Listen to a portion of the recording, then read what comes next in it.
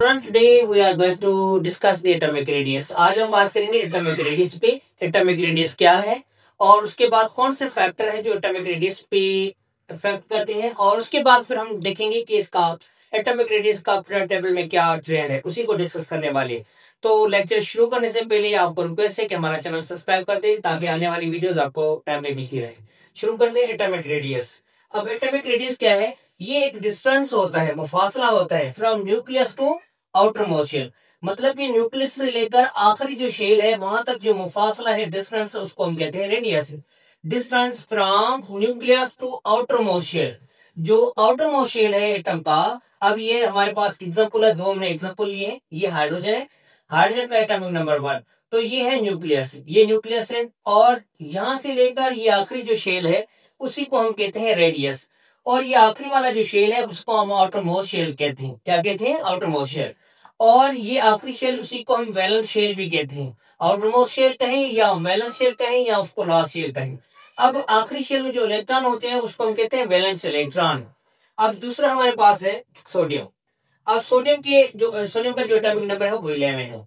अब ये हमने 3 शेल बनाए, 1 2 3, KLM KLM। और ये वाला है न्यूक्लियस, इसको कहते हैं न्यूक्लियस। सेंटर में क्या होता है? न्यूक्लियस होता है। ये एटम है।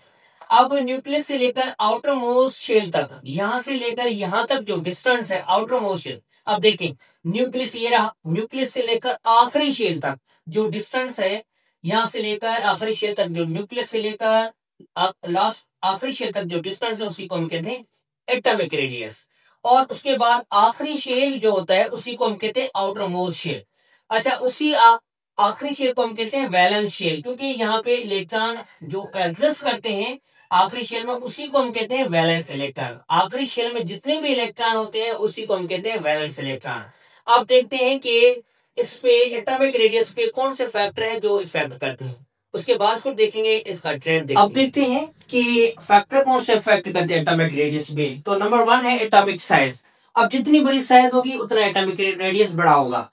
और उसके बाद है न्यूक्लियर चार्ज। अब atomic size larger the size of atom, जितनी बड़ी size greater will the atomic radius. मतलब कि जितनी बड़ी साइज होगी उतना बड़ा एटॉमिक रेडियस बनेगा।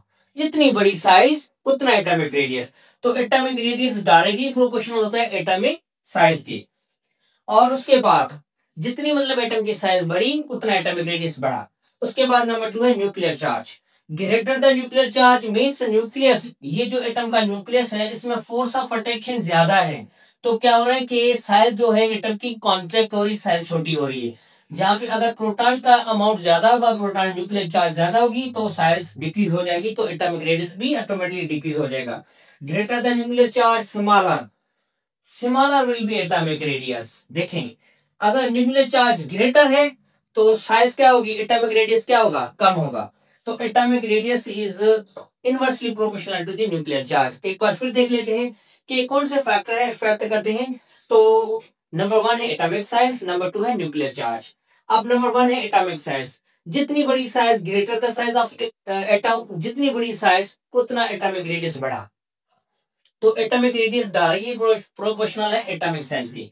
और उसके बाद दूसरा पॉइंट नंबर 2 है न्यूक्लियर चार्ज। अब nuclear charge greater than nuclear charge similar will to the atomic radius. जितनी फोर्स ऑफ अट्रैक्शन न्यूक्लियस की तरफ से, न्यूक्लियस से ज्यादा होगी तो उतनी साइज छोटी होगी, तो एटॉमिक रेडियस भी छोटा होगा, सिमिलर होगा।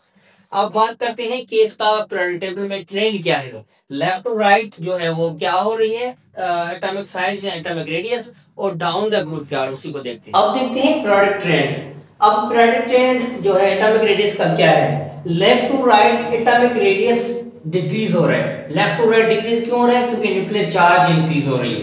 लेफ्ट टू राइट देखिए, as we move from left to right, left से हम राइट की तरफ, लेफ्ट से राइट की तरफ जाते हैं तो एटॉमिक रेडियस क्या हो रहा है, डिक्रीज हो रहा है। देखो ये रेडियस बड़ा है, फिर ये छोटा, फिर ये छोटा और छोटा, क्योंकि nuclear charge increase. Atomic left to right atomic radius decrease, atomic radius decrease हो रहा है क्योंकि न्यूक्लियर चार्ज क्या हो रही है, इंक्रीज।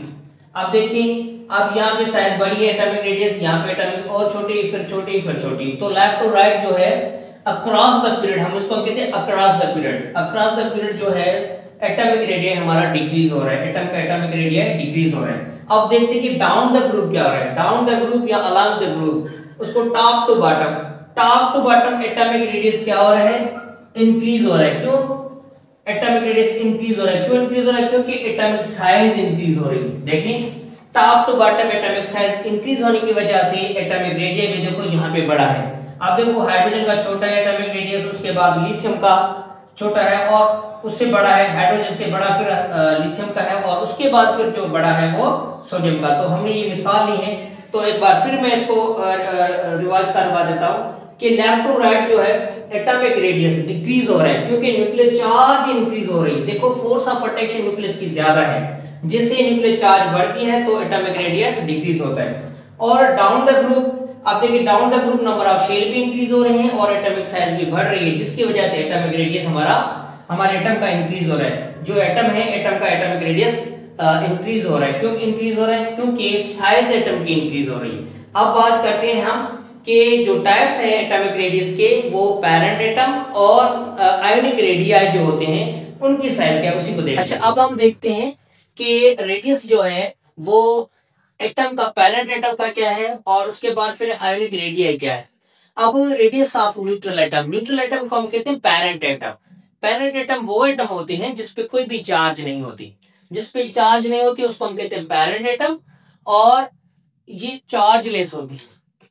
न्यूट्रल एटम जो होते हैं उसमें कोई चार्ज नहीं होती और नो चार्ज, ये चार्जलेस होती है, जैसे sodium, potassium, oxygen, carbon, hydrogen etcetera. और उसके बाद फिर है आयोनिक रेडियाई।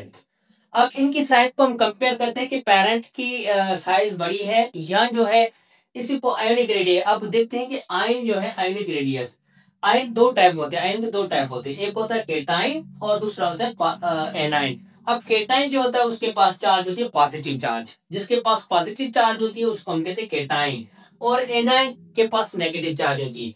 मतलब कि न्यूट्रल एटम के पास कोई चार्ज नहीं होती और वो न्यूट्रल होता है, और न्यूट्रल एटम को हम कहते हैं पैरेंट एटम। और उसके बाद फिर आयोनिक रेडियाई, रेडियाई दो किस्म के होते हैं, एक होती है न्यूट्रल एटम के और दूसरे होते हैं आयोनिक रेडियाई।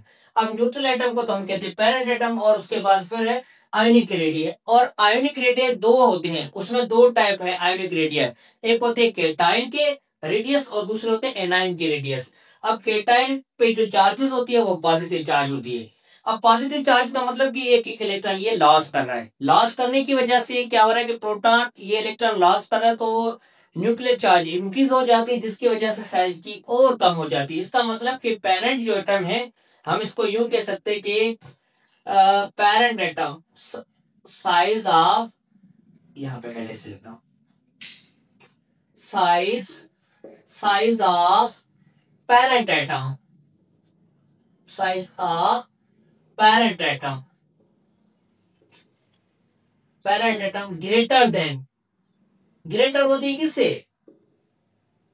किससे, केटाइन से, देन केटाइन।